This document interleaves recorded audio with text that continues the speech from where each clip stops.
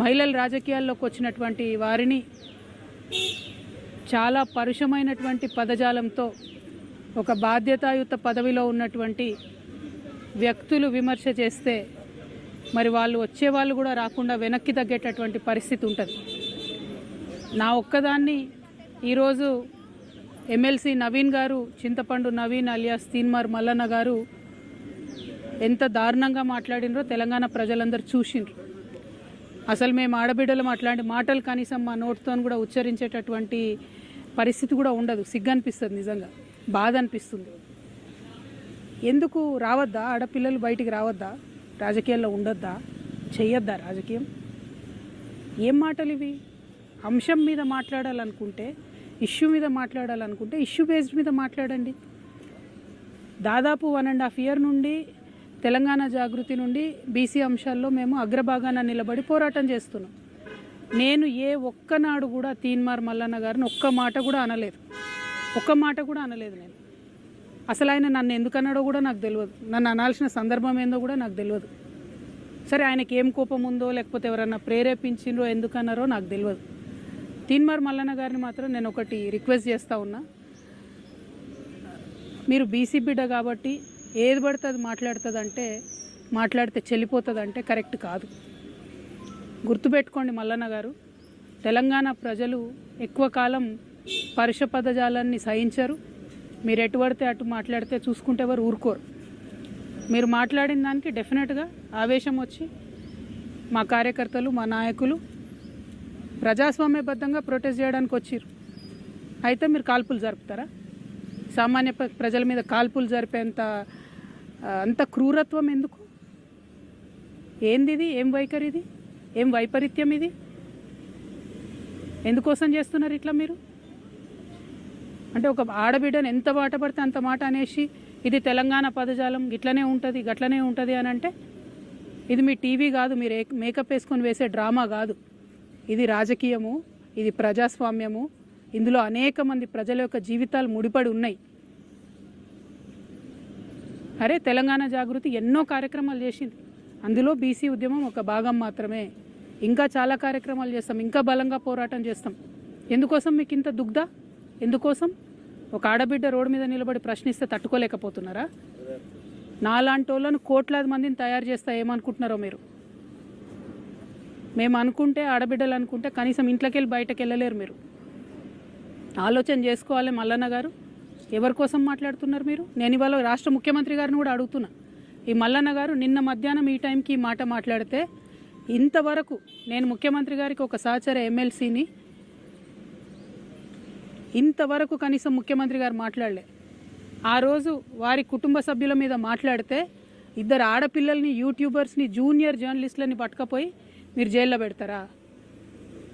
ముఖ్యమంత్రి గారు, నేను మిమ్మల్ని డిమాండ్ చేస్తూ ఉన్నా, మీరు తక్షణమే మల్లన్న గారిని అరెస్ట్ చేయకపోతే మల్లన్న గారితో ఈ మాటలు మాట్లాడించింది మీరే అని కూడా తెలంగాణ ఆడబిడ్డలు అందరూ అనుకునేటటువంటి పరిస్థితి వస్తుంది. మీ కుటుంబానికి ఒక న్యాయం, తెలంగాణ ఆడబిడ్డలందరికీ ఇంకో న్యాయం ఉంటుందా? ఎంత ఆవేదనగా మాట్లాడినారు ఆ రోజు అసెంబ్లీలో ముఖ్యమంత్రి గారు. మా ఆడబిడ్డలు అంటారా, మా కుటుంబాన్ని అంటారా అని. ఇవాళ నేను తెలంగాణ ఆడబిడ్డను కాదా? తెలంగాణ ఉద్యమంలో పనిచేయలేదా? తెలంగాణ బీసీల కోసం పనిచేస్తలేనా? తెలంగాణ అసెంబ్లీలో అంబేద్కర్ బొమ్మ పెట్టాలని దీక్ష చేయలేదా? ఎన్ని పనులు చేసినాం, ఎన్ని విషయాల్లో కొట్లాడినాం, ఎన్ని అంశాల్లో మాట్లాడినాం, ఇంకా మాట్లాడతాం. మాకు అవకాశం ఇస్తే ఆడబిడ్డలకి ఇంకా మాట్లాడతాం. ముఖ్యమంత్రి గారు నేను డిమాండ్ చేస్తూ ఉన్నా, ఎట్టి పరిస్థితుల్లో వెంటనే తీన్మార్ మల్లన్న గారిని అరెస్ట్ చేయాలి. మేము రేపు ఉమెన్స్ కమిషన్ కూడా వెళ్తాం, నేషనల్ ఉమెన్స్ కమిషన్ కూడా వెళ్తాం. ఇవాళ చైర్మన్ గారికి ఇచ్చిన రిప్రజెంటేషన్లో కూడా నేను అదే చెప్పిన. హౌస్ సెషన్లో లేదు కాబట్టి ప్రివిలేజ్ మోషన్ నేను మూవ్ చేయలేను, కాబట్టి ఎథిక్స్ కమిటీకి మీరు రిఫర్ చేయండి. అట్లానే చైర్మన్ గారికి డిస్క్రిషనరీ పవర్స్ ఉంటాయి, అంటే చాలా అసాధారణమైనటువంటి పవర్స్ ఉంటాయి. ఆ అసాధారణమైనటువంటి పవర్స్ యూజ్ చేసి తీన్మార్ మల్లన్న గారిని వెంటనే ఎమ్మెల్సీ నుండి సస్పెండ్ చేయమని కూడా నేను డిమాండ్ చేస్తూ ఉన్నాను. ఎందుకంటే ఒక బాధ్యతాయుతమైనటువంటి పదవిలో ఉన్న వ్యక్తులు నోరు చూసుకొని మాట్లాడాలి. మనని లక్షలాది మంది ప్రజలు గమనిస్తుంటారు. నాకు మాట్లాడరాక కాదు, నాకు భాష తెలియక కాదు, కానీ కంట్రోల్లో ఉండాలి, లిమిట్లో ఉండాలి, ప్రజాస్వామ్యబద్ధంగా ప్రశ్నించాలి. అది వదిలిపెట్టి మీరు ఏది పడితే అది మాట్లాడతామంటే మాత్రం మేము ఇక్కడ ఊరుకోము. ఏదో ఆడబిడ్డ కదా, ఓ సంస్థ నడుపుతుంది కదా, ఆమెను ఏదన్నా ఎవరుంటారు వెనక అనుకున్నారేమో. నా వెనక లక్షలాది మంది తెలంగాణ ఆడబిడ్డలు ఉన్నారు. నా వెనుక లక్షలాది మంది తెలంగాణ అన్నదమ్ములు ఉన్నారు. నేను మామూలు ఆడబిడ్డను కాదు చెప్తున్నా. అగ్గి రవ్వనై రగులుతా ఎక్కువ తక్కువ వేస్తే తీన్మార్ మల్లన్న గారు జాగ్రత్త, నేను చెప్తున్నా జాగ్రత్తగా ఉండండి. బీసీలు రాజకీయంగా చైతన్యవంతం కాకుండా దొరసాన్ల గడీల దగ్గర కావలుండాలనేటువంటి మైండ్ సెట్ తో ఉన్నటువంటి కల్వకుంట్ల కవిత గారు ఇలా బీసీ రాజకీయ పార్టీ రాబోతుందని ప్రకటించిన గంటన్నరలో వాళ్ళ తీన్మార్ మల్లన్న పైన హత్యాయత్నం చేయించిందంటే కల్వకుంట్ల కవిత గారి ఆలోచన ఎట్లా ఉందో మనం అర్థం చేసుకోవచ్చు. కల్వకుంట్ల కవిత గారు ఈ సందర్భంగా చెప్తా ఉన్నా, మీరు తెలంగాణ రాష్ట్రంలో గట్టిగా 1,00,000 మంది లేరు. మేం తెలంగాణ రాష్ట్రంలో బీసీలం 2.5 కోట్ల మంది ఉన్నాం. నీవు మాతో తలగొక్కొని నీ రాజకీయ సమాధులు కట్టుకోకు. నువ్వు రాజకీయం చేసుకో. మీ నాయన మీద కోపం ఉంటే, మీ అన్న మీద కోపం ఉంటే వాళ్ళ మీద ప్రదర్శించు. అంతేగాని మా తెలంగాణ కవిత గారు మర్చిపోయిరా, పరకాల కాడ బైరాన్పల్లి కాడ మా బీసీ బిడ్డలను బరివాతల బతుకమ్మ ఆడిపించిన జాతి కదా మీది.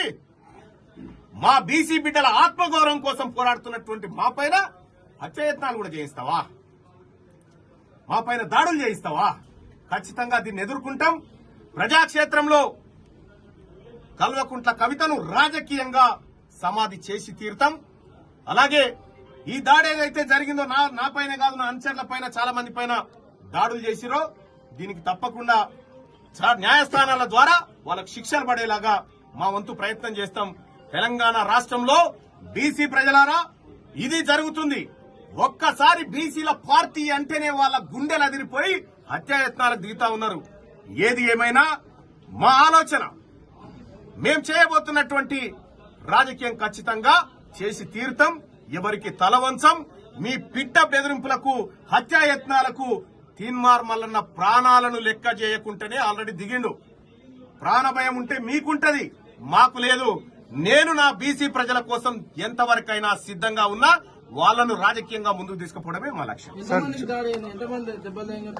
దాదాపు ఇక్కడ మా సిబ్బందికి 15 మంది దాకా దెబ్బలు తాకినాయి. వచ్చినటువంటి విజిటర్స్ ఎవరైతే ఉన్నారో పాపం ముసలోళ్ళు, వాళ్ళ మీద దాడి చేసినారు. వాళ్ళకు కూడా 10 మంది దాకా గాయాలు జరిగినాయి. చాలా అన్యాయం, దుర్మార్గం. సార్ మీ ఫిర్యాదు చేయడానికి డీజీపీ గారికి వెళ్తున్నారంట. డీజీపీ దగ్గరికి వెళ్తే నేను ఏం చేయాలి? ఇప్పుడు ఆమె ఏది తెలంగాణలో సామెత ఉంటదిగా, మొగని కొట్టి మొగసాలకు ఎక్కినట్టుగా. రక్తపాతం ఏమో నా ఆఫీసులా? దేనికోసం డీజీపీ ఆఫీస్కు మీడియాను అడుగుతా ఉన్నా నేను. మా పైన హత్యాయత్నాలు చేసి డీజీపీకి ఫిర్యాదా?